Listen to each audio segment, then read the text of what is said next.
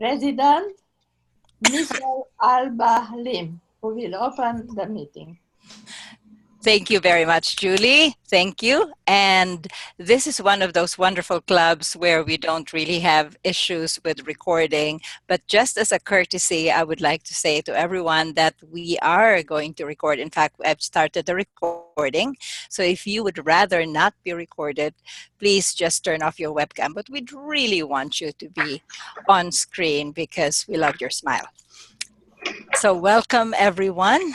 This is another exciting meeting. It's always an exciting meeting in Witty Storytellers.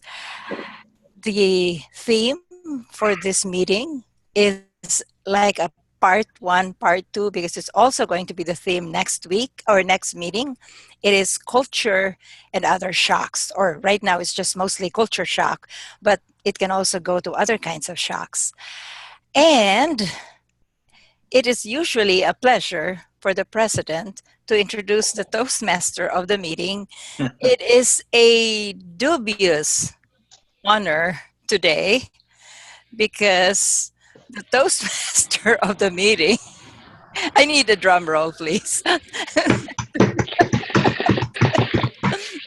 The Toastmaster of the meeting is none other than myself. So in a physical club, I would stand up and turn around and greet myself. I don't dare do that because I might snap my cable. So I am now the Toastmaster. The club president can go stand aside. So welcome everyone as the Toastmaster of the evening, of the day, of the morning, of the night. I would like to bring up and introduce the team members who will help to make sure that this meeting runs smoothly. And we, of course, have a timer. So, Zaldi, would you show us your timing device, please? And unmute yourself.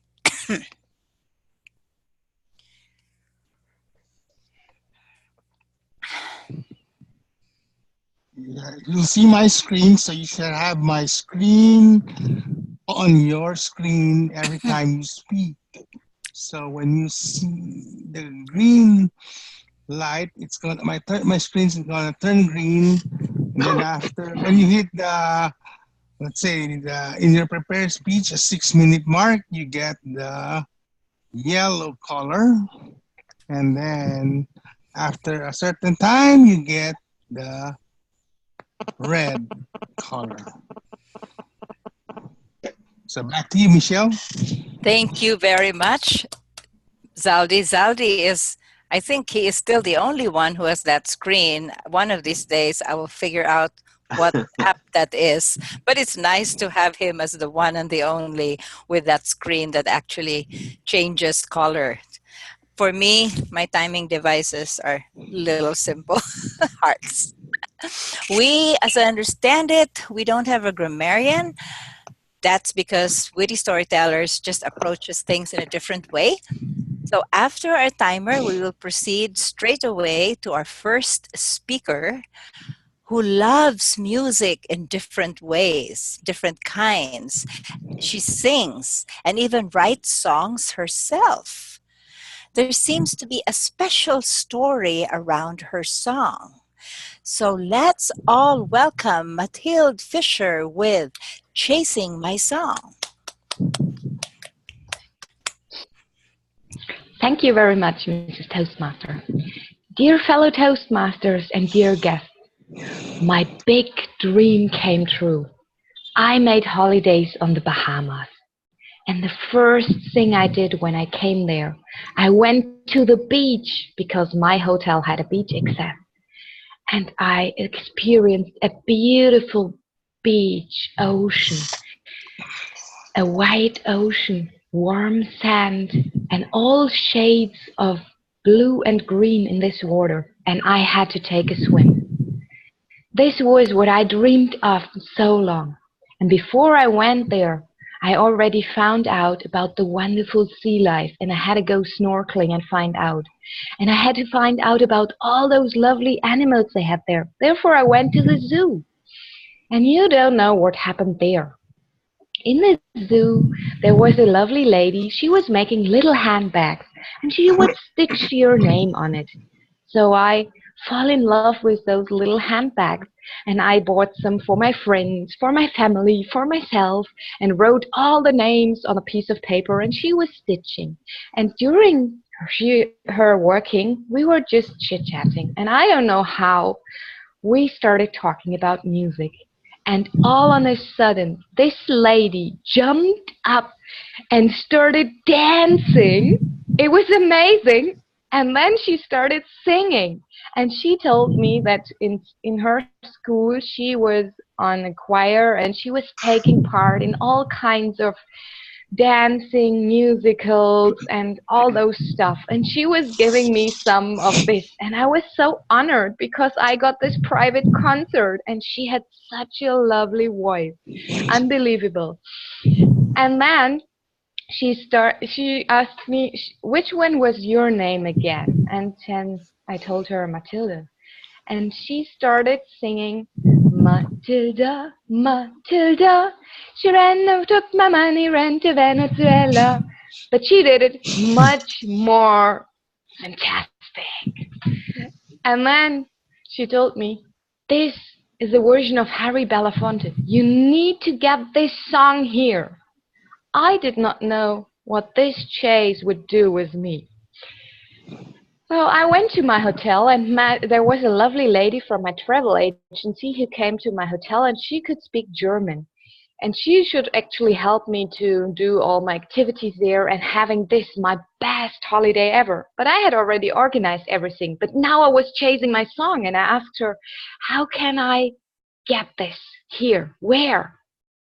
And she told me, you can go to the shopping mall, just take the bus over there. And I was getting out. I had already been exploring the surrounding by foot, but going by bus would be exploring even a bigger area. And this was what happened. I went into the bus and I was looking outside. Wow, what is this? Nice places, other parts of the city I was living in. And suddenly I had the feeling there was something strange. And I started looking around in the bus, not outside. And it was really weird because all those people were staring at me. And my first thought was, is there some leftover of my breakfast in my face or toothpaste? No, actually, I looked again and then I had the impression it's because of my pale skin. Everyone in this bus had dark skin and they were really just staring at me. And I was so happy when a person started talking with me. And we had such a lovely conversation and I think the whole bus was listening. And they were so curious where I was going to and what I was doing. And I wanted to know how they were living, what they were doing, what were their dreams. And time went so fast. And finally, I reached the shopping mall. And there, I not only wanted to find my song, I also wanted to have one of those lovely bohemian dresses, which are so colorful and so beautiful. And I found a shop where I got this. And during trying on all kinds of dresses, I had a nice chit-chat with this lady. And I told her, well, actually, I'm looking for my song. Can you help me? Can you tell me where I can get it? And you don't believe, she locked her store after I bought my dress and we went outside. And she then started asking all the people she knew there, and they were looking in their mobile phones. Everyone was trying to help, and the curious thing was everyone there knew this song. They started singing. When I mentioned this song, they started singing. It was so fantastic. But unfortunately, there was no shop in this mall to buy my song. And she asked me, how did you come here? I told her by bus, and she just started staring at me. Again, I was not sure what this was about because I grew up in India and we had friends with all shades of skin color, and it was normal they were at our house and nobody was staring. Okay, but then she told me, you can't go with bus home, that's dangerous. I didn't know why. I felt comfortable there. And she then met a friend of her and asked him, "Can you take her?" He was living somewhere near my hotel, and he was fine with that. And we went to his car, and I thought, okay, this is nice. And when she left us, I looked around, and then I saw a gun. And this time, I really found it dangerous. And he saw my look, and he said, "You don't need to worry. I just had it for cleaning. We have to go to my place first. We're not allowed to drive around with this here." So he took me to his house, and it was kind of weird because I was there with a strange man I didn't know, and he was going home with me. And it was beautiful where he took me. He was living in such a nice area. Every house was colored it was in a different color. There were pink, blue, green, yellow houses. You can imagine all kind of colors. And again, I told him about my song, and again he started singing it. And then when he had got rid of his gun, he came back and he said, "I have an idea. If you have some more time, we could do a little detour and we could go to a shop. I'm not quite sure if we find your song there, but we can try it." I don't know what happened, but I'm no longer on your screen. Anyway, we went to this shop, and it was wonderful. And I can tell you, I would have never gone into the shop alone. But it was wonderful. A young man was the shop owner, and he helped us searching for the song. But they had so many pieces of music, but not my song. And he said, "Well, you took such a long way. Give me some minutes." And he disappeared. No worries. You could hear music there. You could have fun yourself in this store. It was fantastic. So after some minutes, he came back. And you know what? He had found in his database my song. And he burned me a complete CD with all songs, kind of songs from Harry Belafonte. And he just presented it to me. And this was so fantastic. And I'm so thankful for this beautiful experience, for this wonderful holiday, and for the lovely people I met. And I hope you will also chase your song and make your dreams come true. Thank you.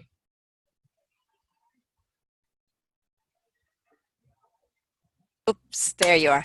Slow mouse. Thank you so much, Mathilde. It seems like there's a belated Halloween poltergeist here. Suddenly, Mathilde, your image disappeared, and suddenly I couldn't unmute myself. Oh well. Wonderful speech. Thank you so much. I need to see if Zaldi is having technical issues because Mathilde, I know it's not your fault, but you were already because you weren't getting signals. So I guess Izaldi, can you come on screen if you're still around? He seems to have dropped off. And indeed, he had been hesitant because I think, as you know, his technical issues. Does anybody happen to have red, green? Zuda, are you raising your hand? No, I'm having technical issues as well. Oh, wow. So Graham and Brian, are you saying you will be timers? Graham, Brian, if you want to do timing other than during table topics, and I'll do it during table topics. Zaldi is back. Yes, I'm back here. Zaldi, are you strong enough to signal? Because we lost you a while ago. Can you resume signaling? Yes, I can resume. Okay, thank you. Brian, just so that we don't end up with a situation where the speaker doesn't get any timing signals, can you continue to also time our speakers and evaluators and so on, just in case? Okay, so thank you very much, Mathilde. And not to scare you, but I can sing that song, Mathilde, Mathilde. Okay, some other time we will have a karaoke session or karaoke meeting. Our second speaker is speaking from the Pathways Level 3 elective, Connect with the Audience. He is on the visionary communication path, and his speech promises to be Very interesting. Let's all welcome Paul White with Shock is Wordless. And Paul, you need to unmute yourself.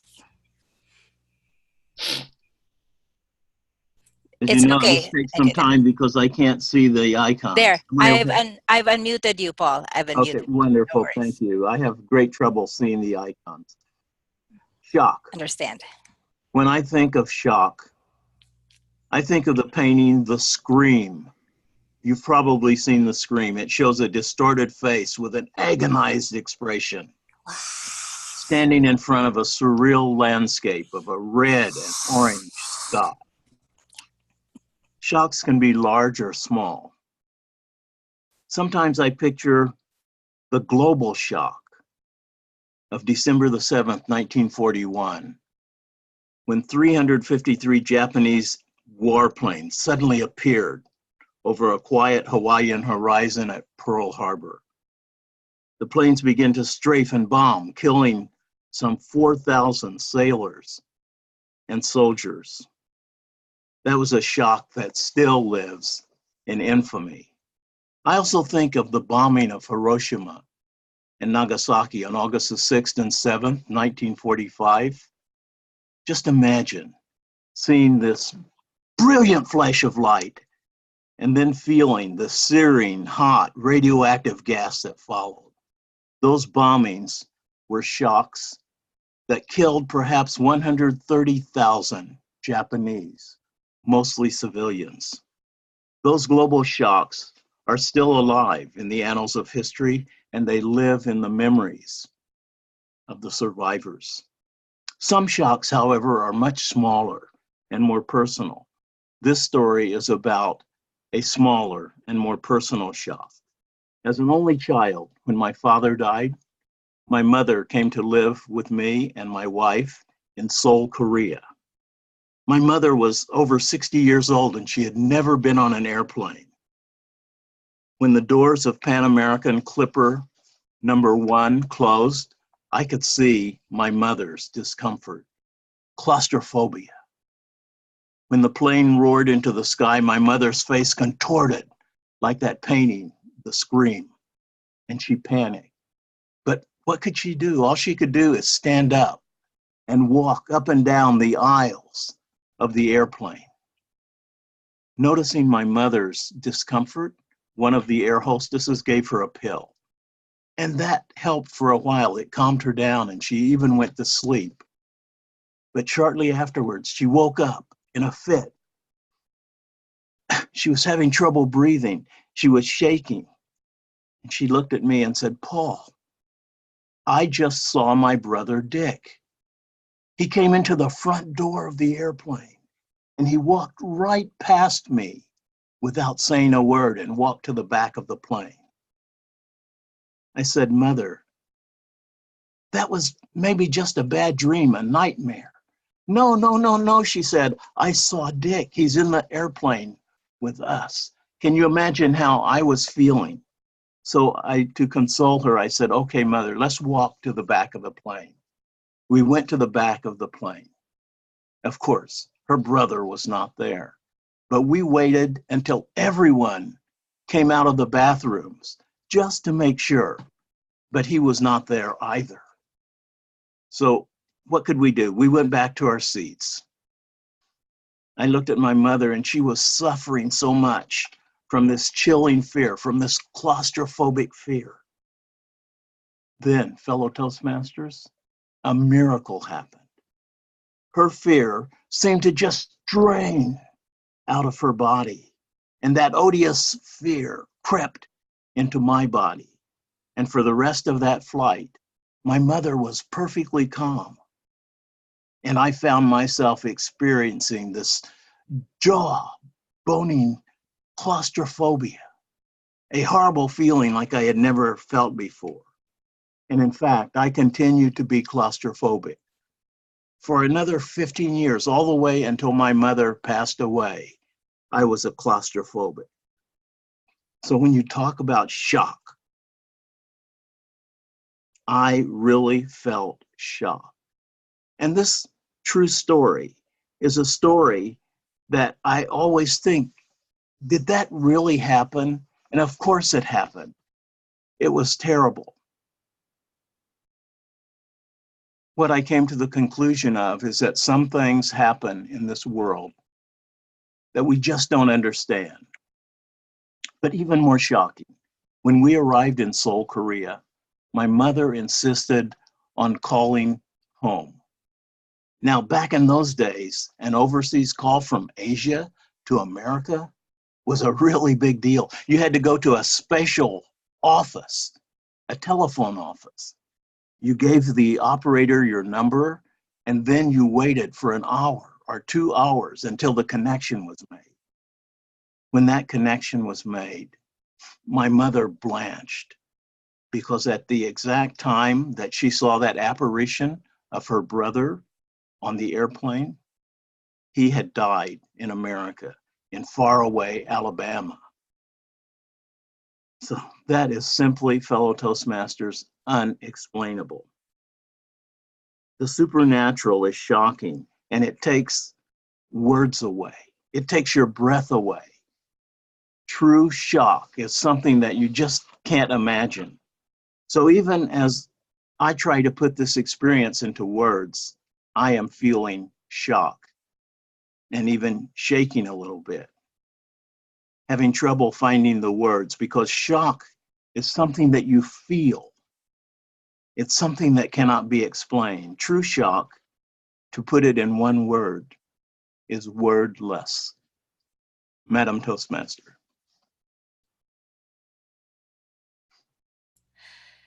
Thank you so much. Wow. I was listening and that was gripping. Yeah, it was gripping. Whew. Sometimes there are things that cannot be explained by natural or scientific rationale. And I guess that's a little bit a sequel to our Halloween meeting, last meeting. Absolutely. And from that, we move on now to another speech from Pathways. Again, it is on level 3, Connect with Storytelling.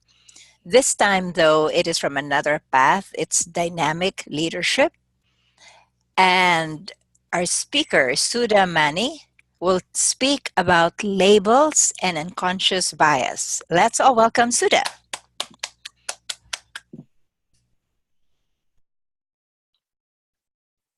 Good morning, good afternoon, good evening, wherever you are. This is Sudha Mani from Witty Storytellers. What I'm going to talk about today is sometimes we don't do it consciously, but we do it irrespective. Tell me, how many of you have judged someone? Judged someone because of their color, creed, the country they come from. We all do it irrespectively. Whether, oh, I belong to this football club. Oh, I like it. I do this. And all of us jump up and, oh, I love you because you like the same football club I belong to. Or you wear the same brand of dress you purchase in the same shop. Or you come from India. Oh, yeah, I like you. We unconsciously make these type of decisions without us knowing why we do that. And labels. When these things come, when we are in school, we say, oh, she's from India, she's an Indian. Or she is from such and such place, she is this. We do that. Why do we do that? Why does it happen? This happened because of societal conditioning. Oh, this person has come from the same background as I am. That happened to me many, many, many times, especially when I am in United Kingdom. Why I say that is because I came to this country in year 2000. I came here as technical architect. And everyone I met, they'll either ask me, am I a doctor or a tech IT person? It's like, why do you say so? Even though I'm an IT person, I never liked to be put in a box and saying, okay, you are from this part of the world, you should be this person. I always disliked the fact that this has been labeled or this person has been. And then they start correcting my language or the way I speak. This has become a little bit uncomfortable for me. So I had to make all excuses of not going to certain places or not doing certain things because they might label me as such and such person. Being a woman in IT industry is not an easy job to take on. That happens all the time as well. How come you're an IT person? How come you work with machines all the time? How come you can code? My friends, female code a lot better than male. And they are a lot more logical. Sometimes, yes, we are emotional, but we are logical. These labels does happen even when they are recruiting. We're always paid less. And I can very well say these bias does happen, and we women doesn't put up our hands and say, okay, that's unacceptable and I am not going to take this anymore, because it's not as black and white as it is. It is a culture shock to some people saying, oh my goodness, I cannot be put up with this. Yes, see me as you are. See me as equal. See me as a person who is capable of doing things what you are capable of doing, rather than labeling me saying this is what you are.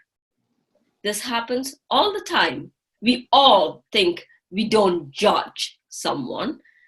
Yes, we don't consciously. Unconsciously, somewhere back of our mind, we do make some decisions which are little bit uncomfortable. This terminology, unconscious bias, has become a big, big, big issue, especially in corporates and also in public sector.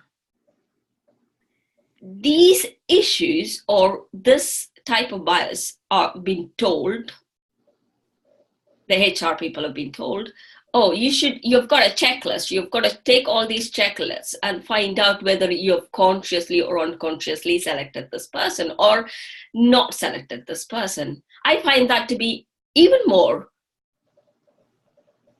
annoying, if that might be the right word, annoying than they make the decisions. Again, it's not checklist. It has to come from within you. Have you made this decision based on being very, very balanced?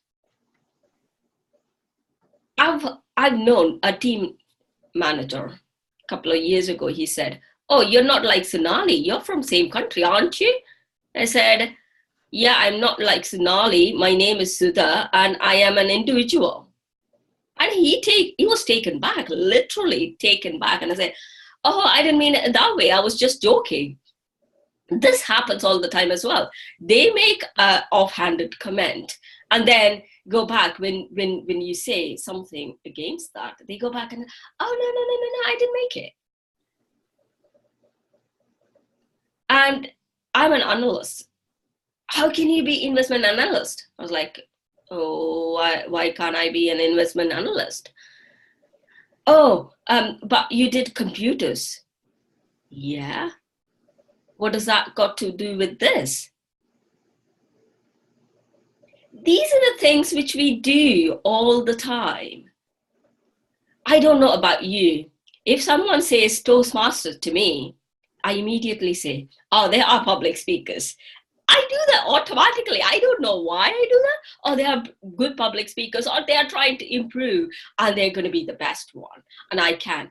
But I've been fooled many times as well by experienced Toastmasters. I'm not saying everyone is like that, but immediately you make a decision. You make a first impression or first conclusion that this person is such, such, and such.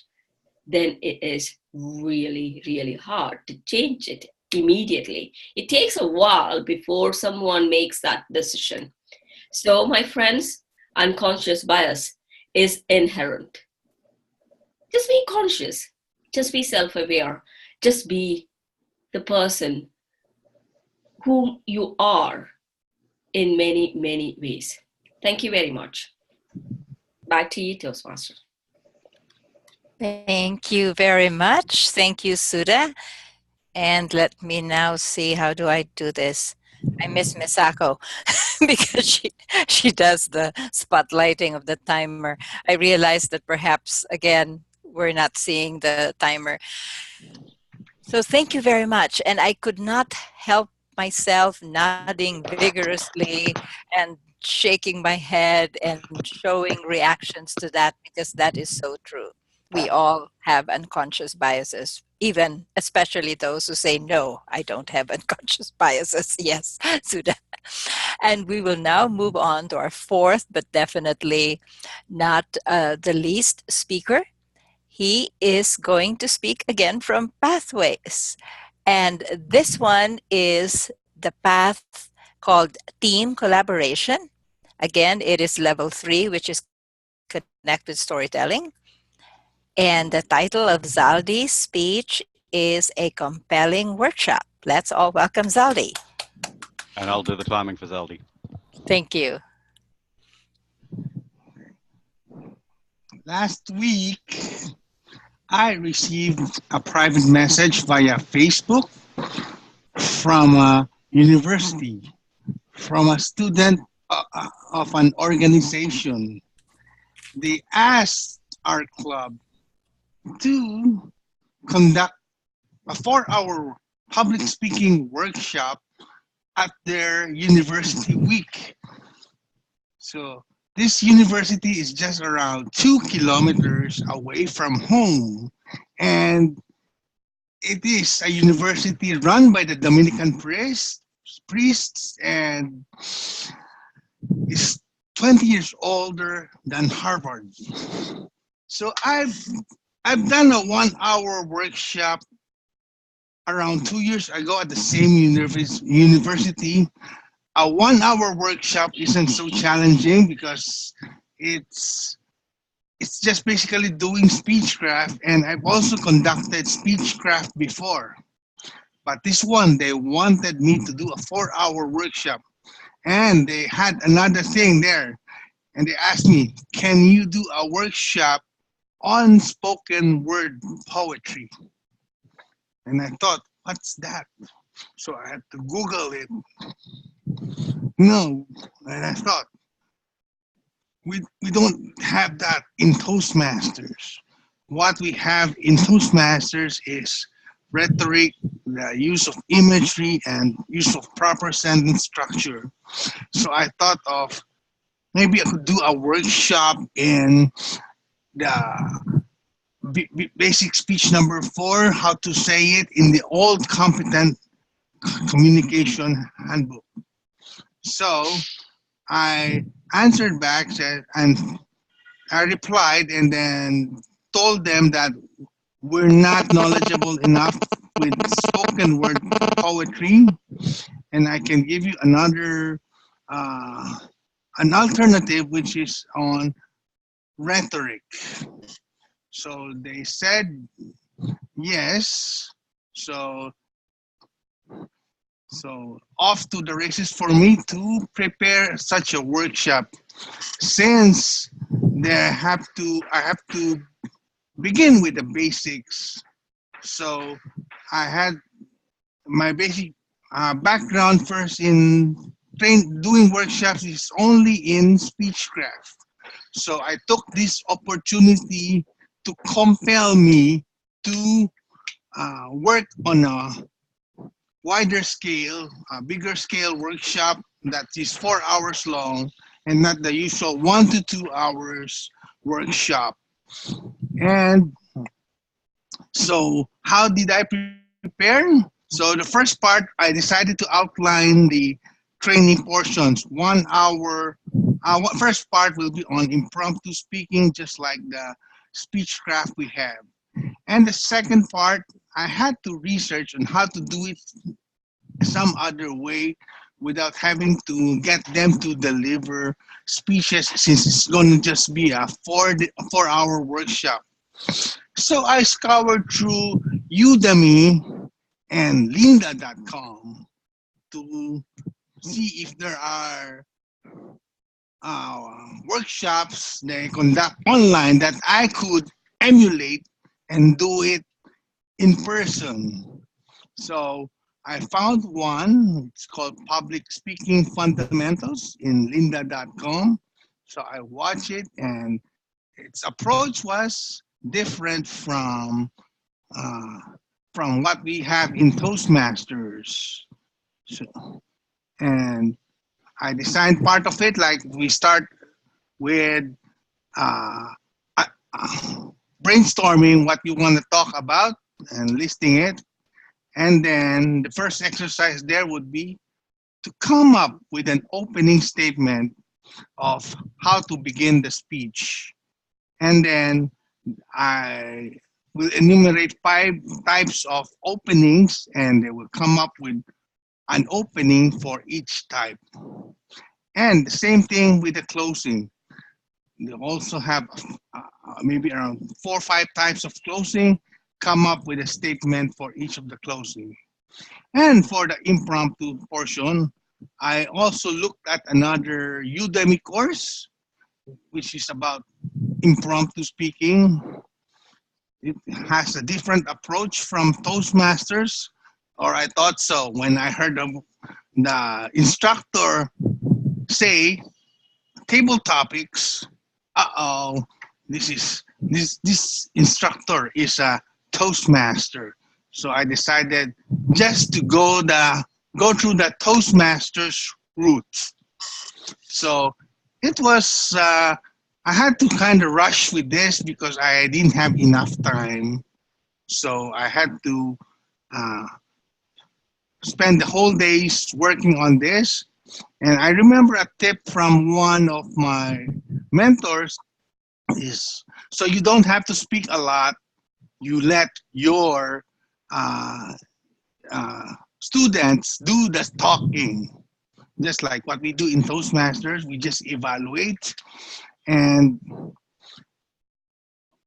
okay, it was supposed to happen this morning, but they, because of lack of uh, attendees, they decided to cancel it yesterday. So I was still in the process of preparing, and I was half prepared actually. So it was actually a relief since I also had to work on the online meeting. We a brick and mortar Toastmasters club that had an online attendance option last night, which went on successfully. So what I do here is always compel myself to do things by taking on challenges. I did that before when I took on the district webmaster role. I also took on that when Susan Ellsworth invited me to an online Toastmasters meeting, which was 3:30 in the morning. And this one, I also took this bigger challenge to be able to get myself into the business of doing training workshops. So important thing is to know yourself, because I know I'm a bit lazy, but if I do something that compels me to do it, I get to do it and learn from it. Back to you. Thank you very much, Zaldi. what amazing speakers we have. 4 wonderful, witty storytellers. We are living our mission. And as happens with all Toastmasters clubs, whether online or on-site or blended, we have instant feedback on how we did. And for witty storytellers, what we do is the general evaluator gets called up later. So for now, I will be calling up the evaluators to evaluate our first speaker. Let us welcome Dennis. Thank you very much, Madam Toastmaster. Matilda, I really enjoyed your story, and there's a number of reasons why I really enjoyed it. I think the topic was interesting. It's always interesting when you go to a new culture and you experience new things. And having been to the Bahamas several times myself, luckily I live in Florida, I'm a little closer than you are. It's a great place to go. The colors you were talking about, the different things you experienced, definitely are something that everyone should experience when they visit the Bahamas. Your project this time was vocal variety, and you are extremely easy to listen to because you have a very pleasant voice, a very pleasant presence when you're speaking. You're very clear, you're articulate, you have a better understanding and use of the English language than I do, or most of the people I know that English is their first language. So my congratulations on that. There really wasn't very much I would have to suggest to you. The pacing of the story seemed to be kind of solid. So I would suggest in the future, if you're telling a story like this, that you in the times that are exciting, pick up the pace a little bit. And then in times when things are a little less exciting, you might want to slow down and then use also the pitch of your voice to match the pacing.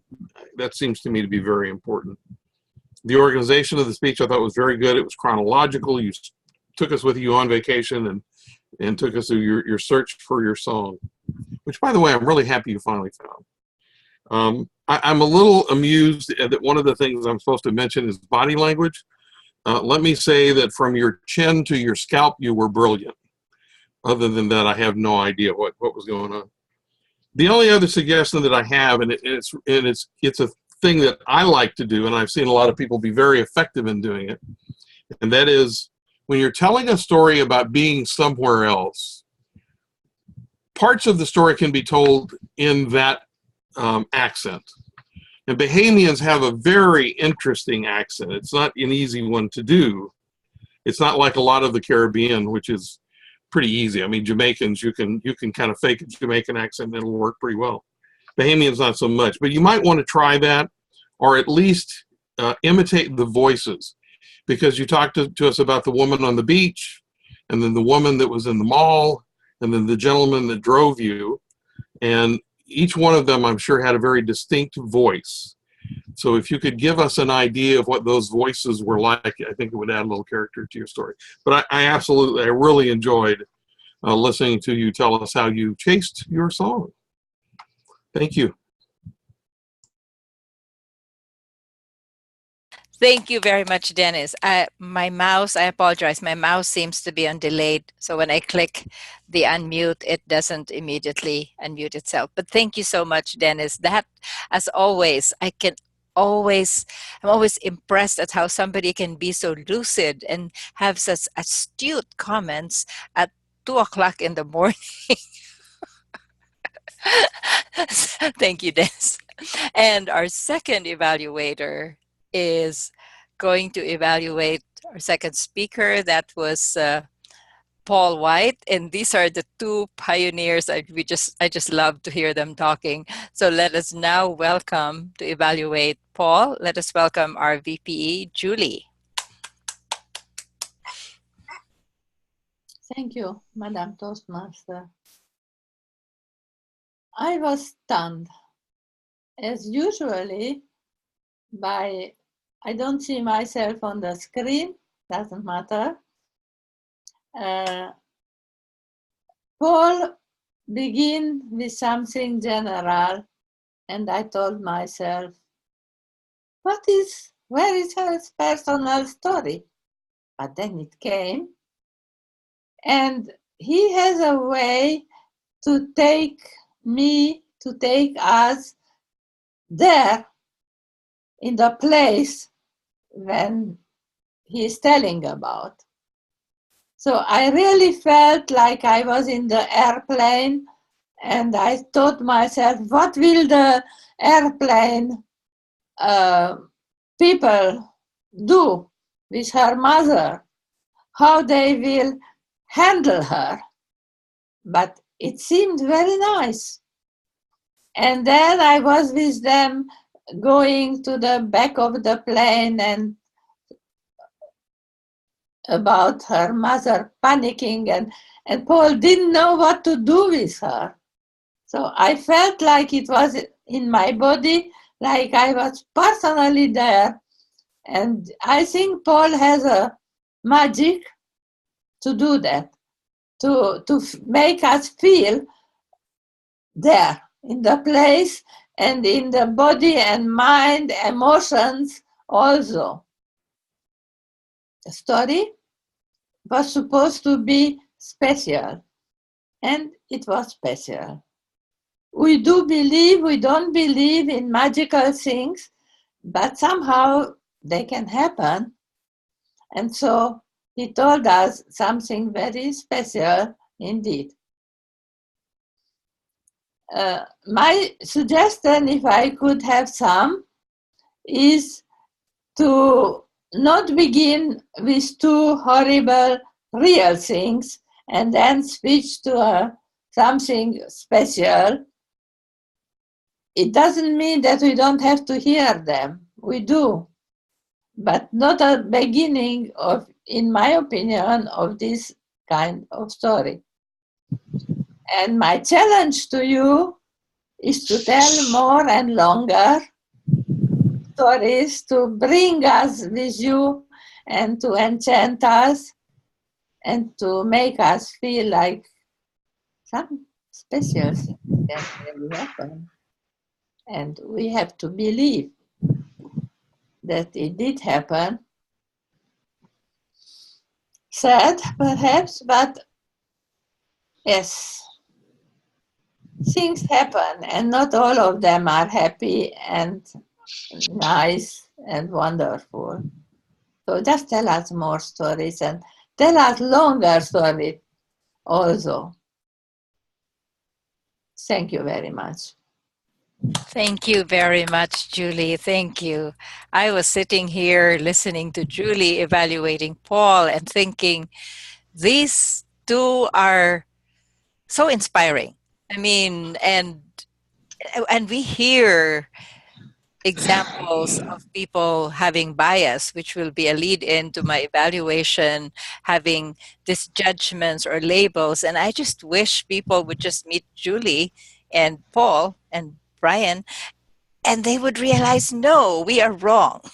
We should not think in terms of technology and learning of next older generation. And it's like, duh, you got to meet our inspiring leaders. So on that, let me segue to the evaluation or evaluator for the third speech, which is labels and unconscious bias. And to evaluate, and this is again where it's so hard to hand over, but I will try. So the Toastmasters introducing the evaluator, Michelle. So, hi, Suda.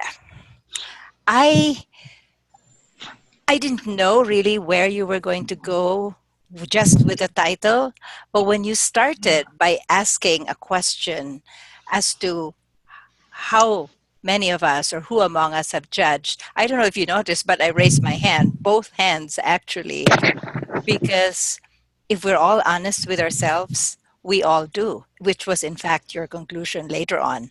So I loved your speech topic. I also liked the way that you took an abstract concept and you gave very specific examples. Another thing which I really enjoyed, and I think as Toastmasters, we know the power of three, and you used that. You said, see me as an equal, see me as a person, see me as someone capable. So that there was this rhyme and this repetition, which is very powerful. You also had some humor, which is very well in keeping with Witty Storytellers. Although the topic was serious, you injected some humor, like when you were responding to, well, I'm not that other person, I am Suda, I'm an individual. And although it was serious, it was said in a humorous way. There's several other areas that I really loved, but I also want, especially because we're Toastmasters and you especially, I know that you are constantly aspiring for more, for the next level.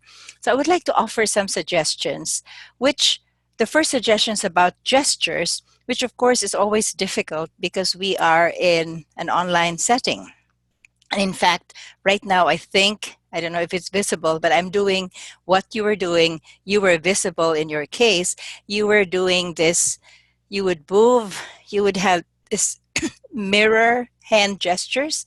And then when you would pause, you would be at somewhere here, like almost a templing pose. So what I suggest, and I also tell this to myself, is put your hand on the desk, the table, or wherever you can rest them, and then lift them when you need to illustrate. And try not to have always the same or the mirror gestures.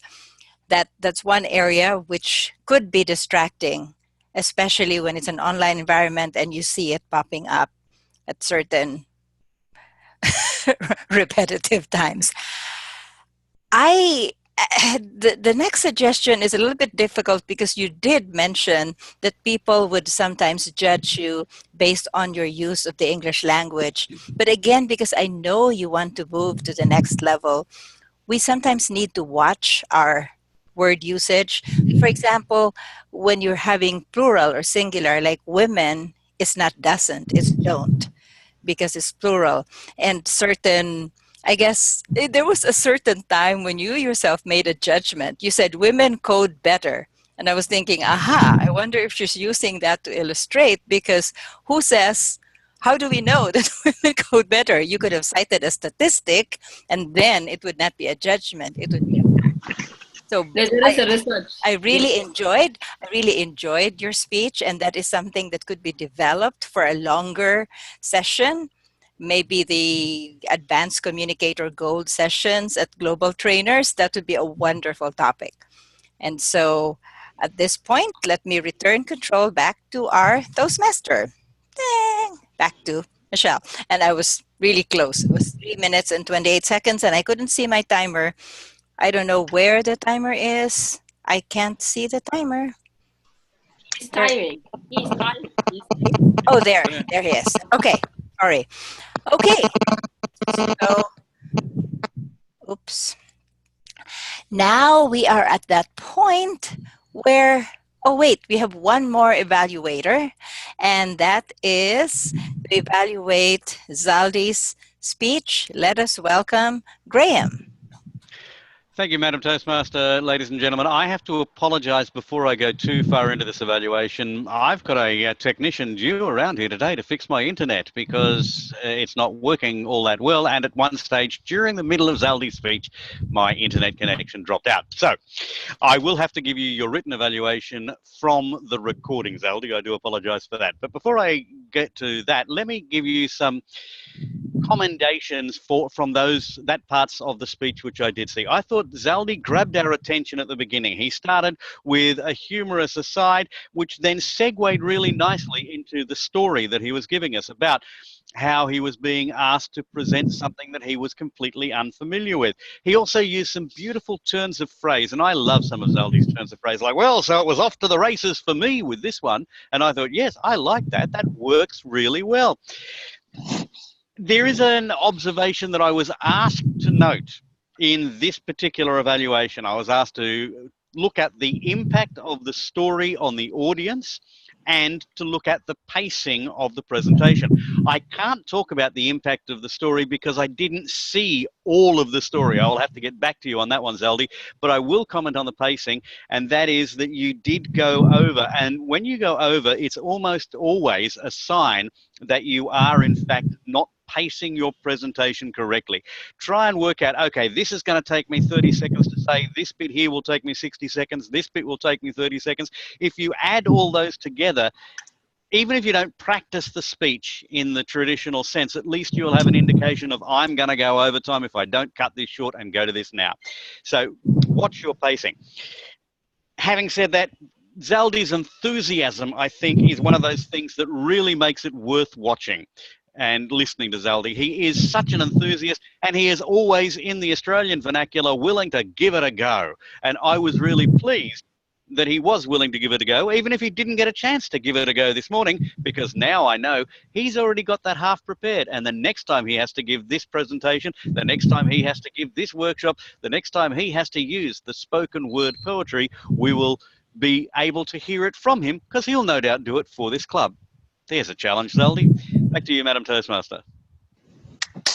Thank you very much. Thank you.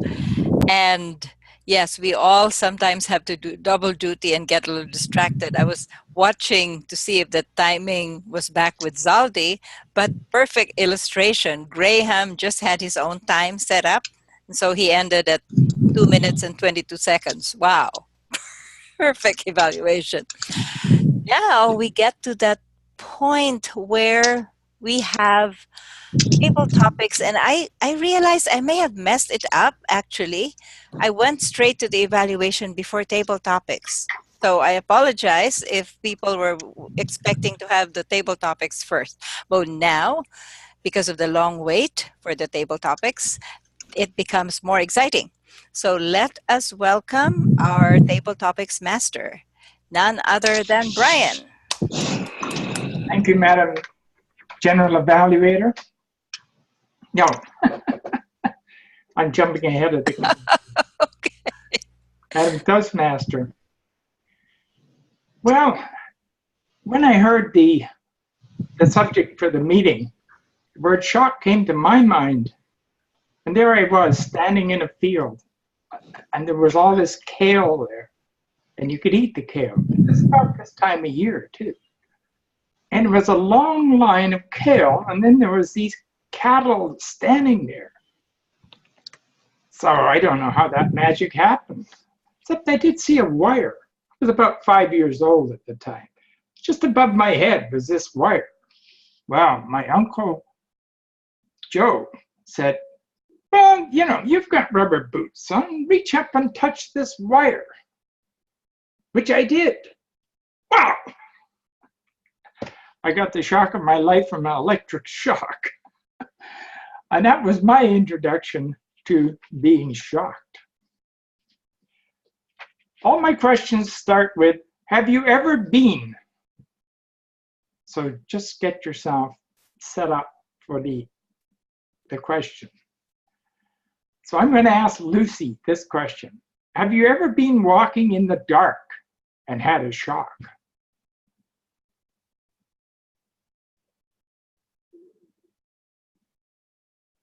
Yes, hello. Can you repeat it again, please?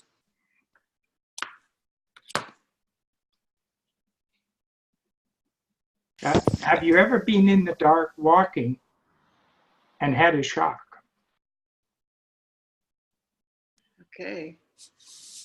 Thank you. Okay, I will do this. To be honest, I was listening to your story a little bit, and something else came up, and it has nothing to do with me walking in the dark, but it has something to do with the dark and the big shock. And I can laugh about this story now, but not at that same time. I remember 10 years ago, I was living in Nigeria, and I had 2 cats with me. And my cats came from Jordan, and they were used to see several people from all these kinds of colors and cultures. They were really used to it. But Nigeria is different. And I remember one of my cats, she was always staying in the house. She never got out. Till one day, I was walking through the front door, and she walked with me. I opened the door, and my guards were standing there. You know, these really black Nigerian guys with black clothes. And the cat, she saw them. And she was completely in shock. This was too dark for her, I guess. So she ran away into the house. And since then, she never walks to the front door. And it's now 10 years ago that this happens. She is afraid for the front door. She doesn't know what's behind the other side of the door. Okay, we could laugh. It was a bit of a shock for the guys, of course, but they could see the fun of it, that a cat, well, she didn't fell home. By the way, I didn't fell home also in Nigeria, but that's a different story. And that's the thing with the shock and darkness. I have to think of this thing. So thank you. Thank you, Lucy. Of a side note, my brother-in-law was born in Nigeria, but when his cousin saw him, he said, "How come he's not black?" Of course, his parents were missionaries there.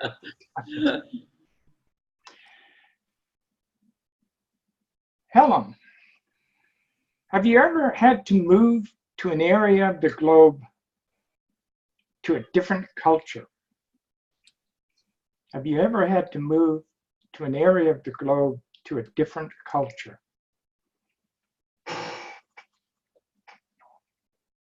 I have never moved to any other country except Australia, but I have been on adventures. And the most outstanding adventure was when we went to Bhutan, where my son was teaching. It was the most amazing country. They have modern telephones, but they don't have toilets in their house. They are the friendliest people that I have ever met.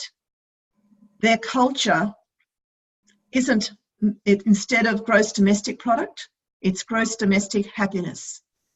And no matter what you do in Bhutan, they are thinking about your happiness. Even to the cars. We were traveling from one side of Bhutan to the other, and we were saying to our driver, "Why are all the cars dressed up with all these colours? Is it a celebration?" He said, "It is Tuesday. It is the cars' public holiday." And we sort of asked about this, and he said, "Yes, no cars are allowed on the road on Tuesday. It is their holiday." And I said, "But we are driving." He said, "That is okay. We are a taxi." But when we got to the next town, the police stopped us and said, "You must stop. It is the car's holiday. You must not go any further." Our driver tried to explain that, "No, we are a taxi," but the police said, "No, you are a car." So at midday, we pulled in, we got a motel, we stayed the night, and the next day we moved on. That is my extreme with another living in another culture.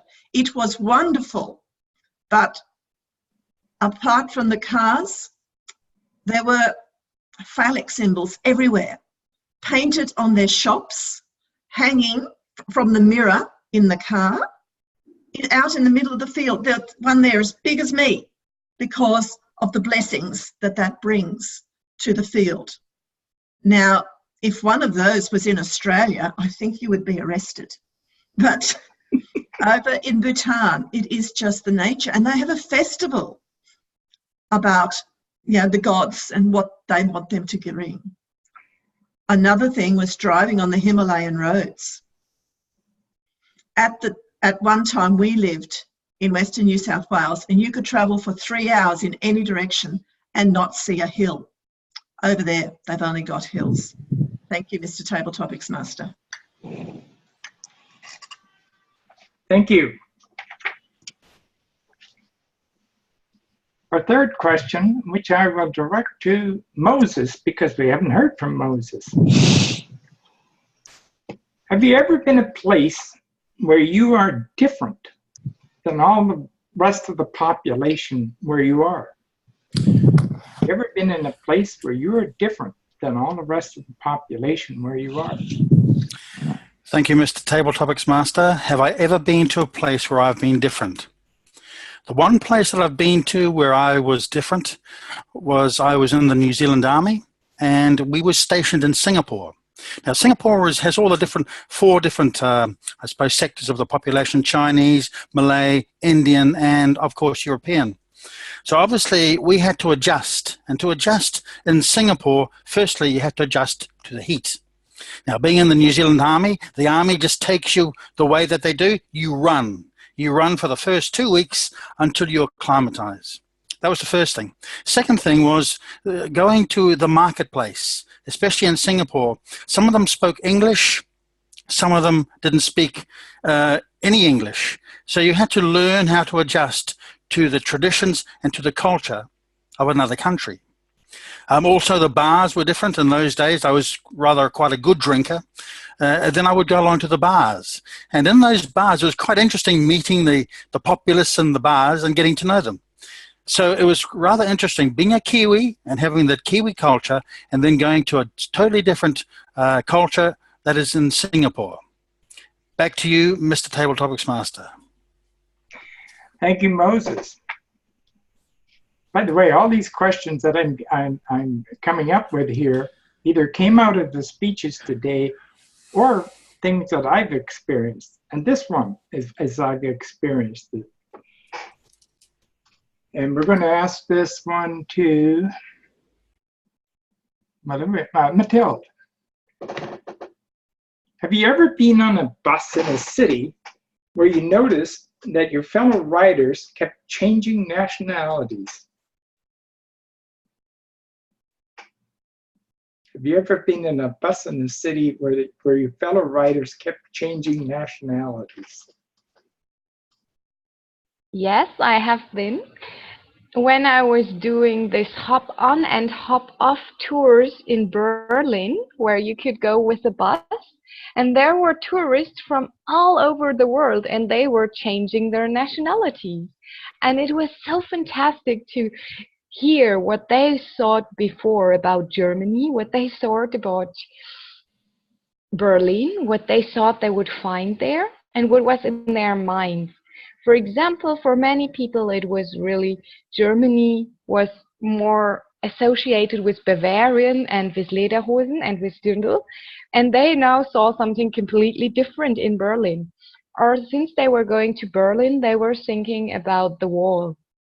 And if there are still walls in Germany, and they are actually everywhere. And it was so nice to hear this in different languages, in different accents, and from different perspectives even, because I think the view on another country has also to do with your own country you're coming from, and the experiences or perhaps the issues that have been there in the history from within different countries or between different countries. So I think having this experience going on this bus and just looking around, being a German and getting the impressions also from others, that's really a wonderful experience you can have. So going together with other people from other cultures and seeing the same thing and talking about how you're receiving it, that's so valuable. It's like going to Witty Storytellers online. Thank you. Back to you. Thank you, Mathilde. Which kind of reminds me, one of the experience I had was Vancouver had Expo 86 in 1986. And there was people there from all over the world coming in and talking. And it was just a fantastic party. It went on for 6 months. Michelle, have you ever been in a group of people where most of them were speaking a different language?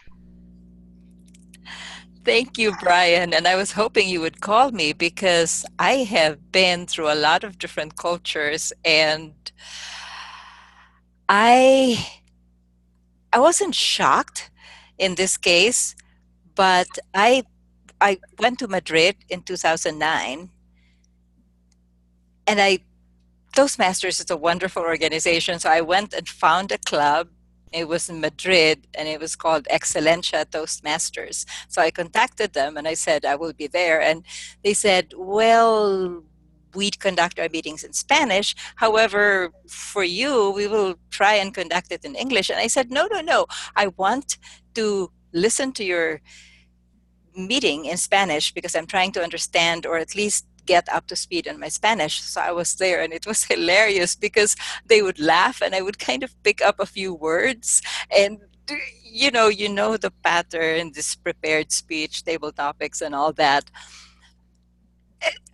It's part of it is partly look at facial expression, try to understand, is it sad story, is it happy story, are they surprised?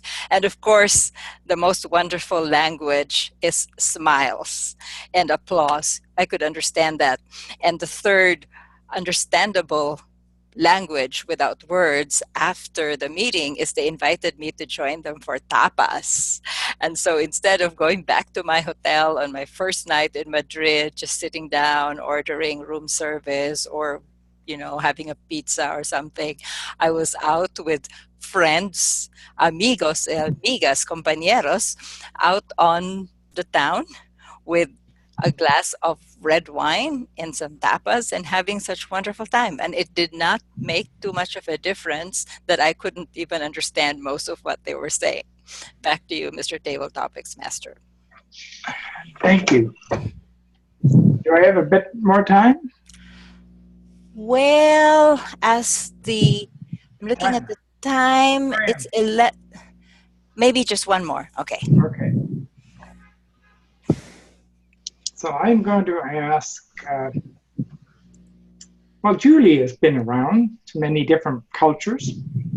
So we'll ask Julie, give me a number between 6 and 10. 9. Have you ever been in a place that you felt you were in a box? Could you repeat the question, please? Have you ever been in a place that you felt you were in a box? In a box? Box, yes. Box, yeah.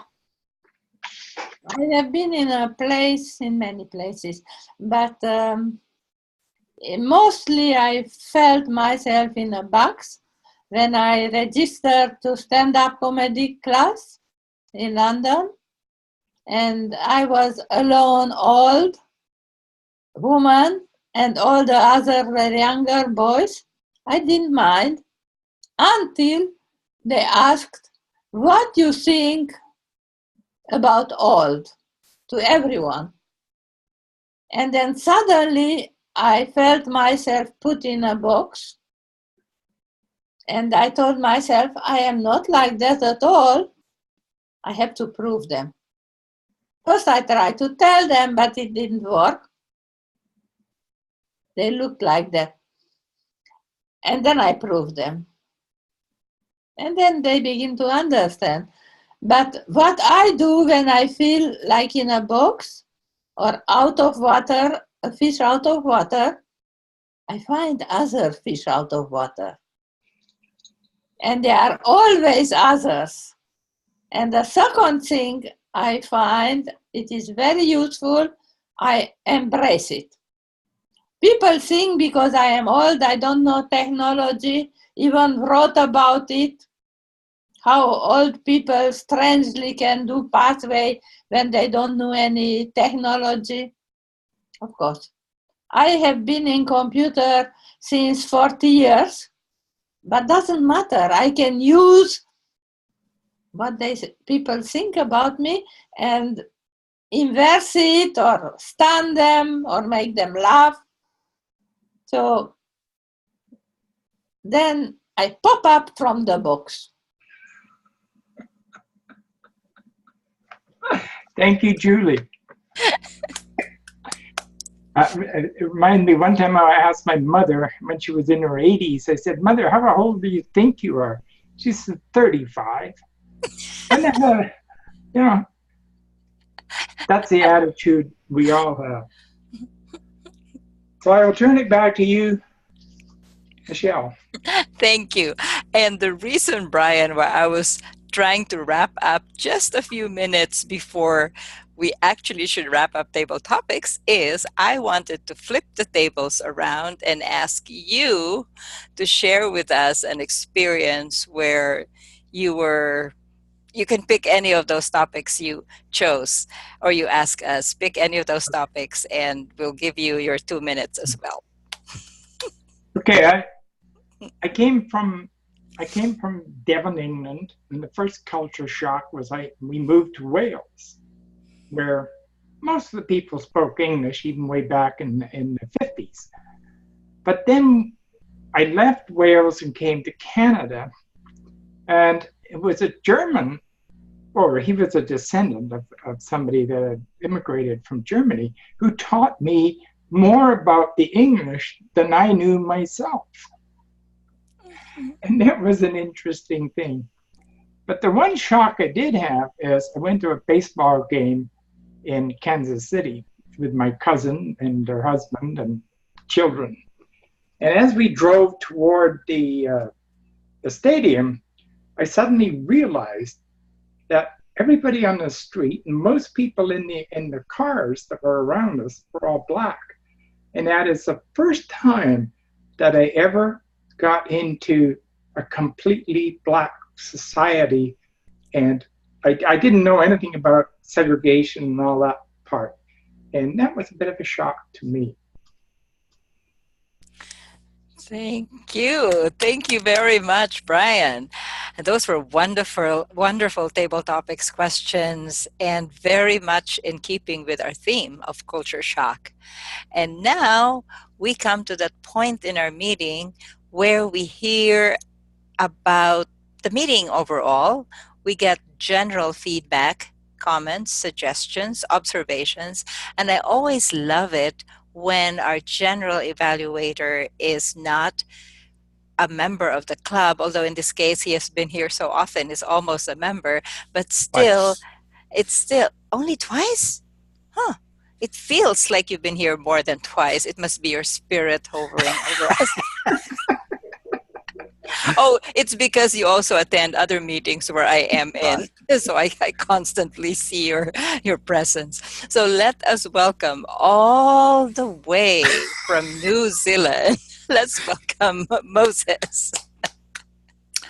Thank you, Madam Toastmaster. What a privilege to be here. An absolute privilege to be at Witty Storytellers. I'd like to give you some feedback, and I'll start with before the show, during the meeting, and just to round it up right at the end. Before the actual meeting started, I was particularly impressed with you had 8 people already online wanting to be with the show. The level of expectation just came across as enthusiastic and bubbly. People wanted to be here, and they wanted to have a bit of a chat about certain things to be ironed out. This is 6:48. This is 10 to 12 minutes before it starts. And then the banter keeps going, and then it goes up, and then all the people arrive. What did I learn? A very high level of expectancy of people who come along to this club. Very good, high level of expectancy. What I'd like to do is, because the theme is culture, I'd like to give a general evaluation in the culture of a child. I hope that doesn't shock you, but I'll view it as a child if I'm looking at you for the first time. And so what I'm going to be doing is I'm going to be using the word weaving. Storytellers weave stories, and if you've ever seen a weaver, at the end of it, they've come up with some very nice shapes. So I'd like to share with you how I saw everyone as a master weaver.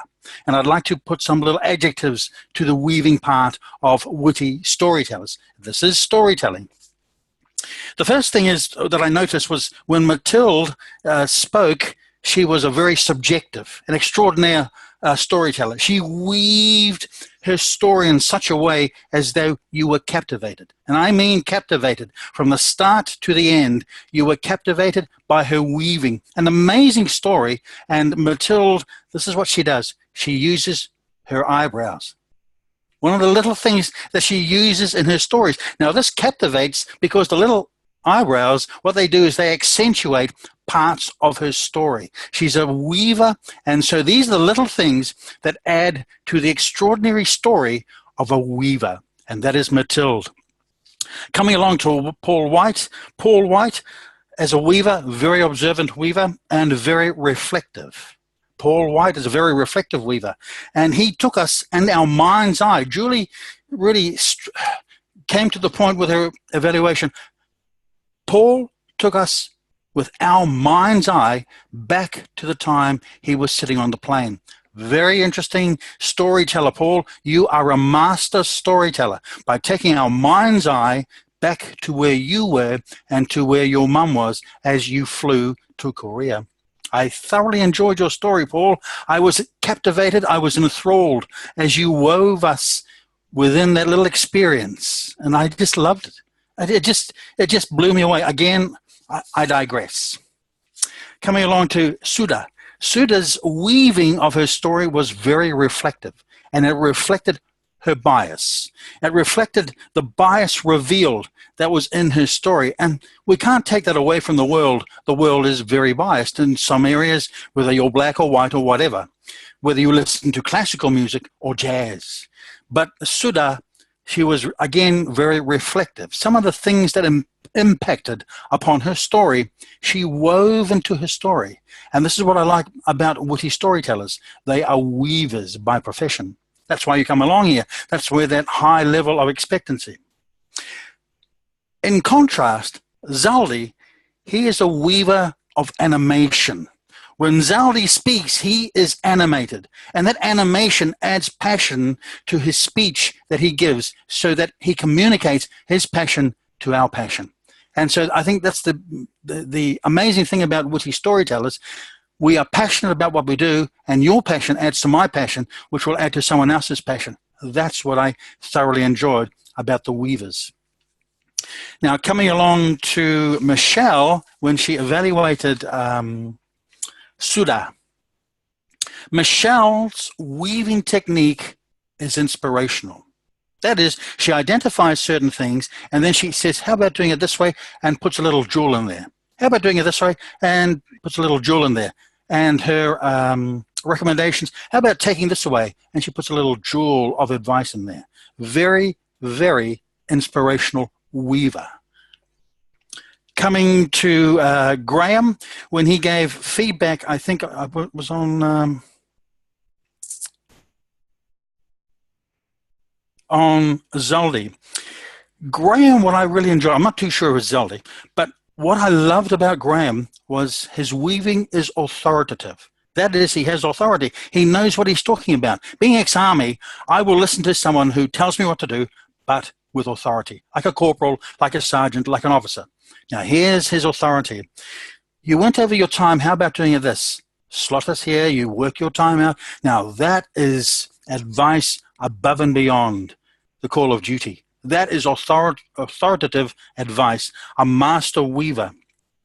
And coming along to our table topics master, Brian Dodd, I would describe his weaving as sagacious. Very wise man. He's lived here, there, and everywhere, and he weaved in his table topics the use of shock. And sometimes when we are shocked, we don't know how shocked we are until someone asks us, where have you been shocked? Here's a scenario, and we have to recall to our mind. So Brian Dodd was rather like a conductor in a weaver, very sagacious, and he took us to the different dimensions of shock in the table topics that he gave out. I'm sorry, I'm not giving everyone feedback, but that was the impression that came to me in this particular Witty Storytellers meeting. I have thoroughly enjoyed the meeting. It has been a privilege here to listen to master weavers, and if I had a cup, I would give it to Toastmaster Paul White for his amazing story that took my mind's eye to where his mum was, and I was standing by his mum. So, Mr. Paul White, thank you very much for your story. Thank you for weaving it in such a masterly manner. Back to you, Madam Table Topics, Madam Toastmaster. Thank you very much. Thank you so much, Moses. We have another amazing meeting, and I'm so glad that we are now recording the entire meeting on the cloud, which I hear is a better copy.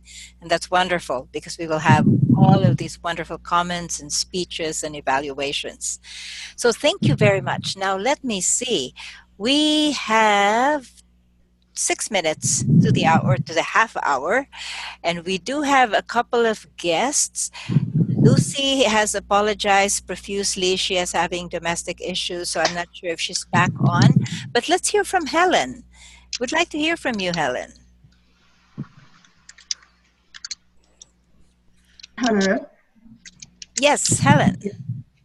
I'm finding this a very unusual way to do a Toastmasters meeting. I didn't know what to expect when I said that I would attend, but for people to speak sitting down, whereas our club is a very animated club, the land club that I have, that's a different aspect.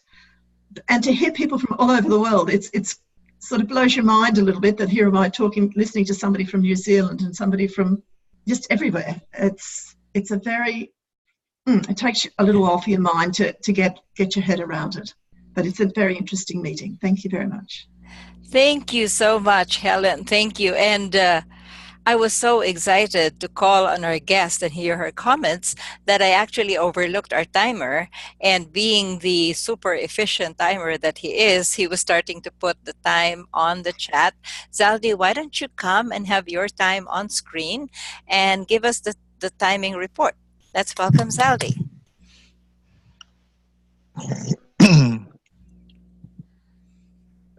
Okay, here's the timer's report for the prepared speeches. Mathilde had 8 minutes 30 seconds. Paul 6:17. Sutha 7:48. And for the evaluations, Dennis 3 minutes flat. Julie at 2:42. Michelle at 3 minutes and 28 seconds. And Graham at 2 minutes and 22. And for the table topics, Lucy at 1:33, Helen at 2:40, Moses at 1:15, Mathilde 1:45, and Michelle at 1:54, Julie at 1:55. And our general evaluator had it at around 6 minutes. Back to you, Michelle. Thank you very much. And Zaldi at 60 or at 53 seconds. Perfect. Thank you so much, Zaldi. And again, we have 3 more minutes. And Lucy, are you back? Or yeah, there she is. Perfect. I did hear you. Yes. So like this. Yes. Yeah. Again, it's a weird morning for me. I love this club, and there was one thing I was thinking about culture shock and that sort of kind of things, and also native speakers and non-native speakers. When I became a member of Toastmasters many years ago, I was a member of a club with, I think, around 20 nationalities. And one day I was talking to a Korean lady, and we did understand each other. And there was a British lady who was really into language. And she was looking at us and she said, "Do you have any idea that you are talking to each other in English, you understand each other, and I, as a native, I have no clue what you're talking about." So that's the culture shock. And also that I realized, okay, there is a difference between, and also in my club we had ladies from Australia, America, Scotland, UK. So what English is English? So I love this club, and I hope to see you soon again, and then be at the meeting the whole day. Thank you. Have a nice day, everybody. Thank you. And so I am so impressed with Lucy, because whenever there's domestic issues and people fixing, and in fact at one point, I think when she was doing her table topics, we could hear some background voices, husky men, and I was thinking, oh, but then I realized, oh, there's repair people. No. It's something else. I'm getting guests today, but they have visa issues. Oh, okay. So they are at the airport now. I'm here. We have to arrange the visa, so I'm running to the airport now. Okay. Yeah, I was getting it mixed up with another club where it was Trans Toasters, another club of mine, where somebody's furnace busted. Yeah, I remember it now. And I said, aha, you can hop online. And she did. It was her first time to attend an online meeting, and she was so grateful. I love online meetings. So there we are. We are on just a minute to the top of the hour, or to the half of the hour. And so I'm handing back as the Toastmaster. In fact, I should have handed back as the Toastmaster earlier back to the president, but the president didn't grab the control. She didn't even notice. So now I am back as the club president, and feeling more split personality than I usually am because of taking on that role. I am so happy that we had this meeting. I'm so grateful to everybody who came, and those who might be watching this later on who were not able to make it. We miss you, and that's one reason why we record our meetings. We hope, though, that you will come in person next meeting. And so on behalf of Witty Storytellers Online, I now adjourn the meeting. And I will stop the recording.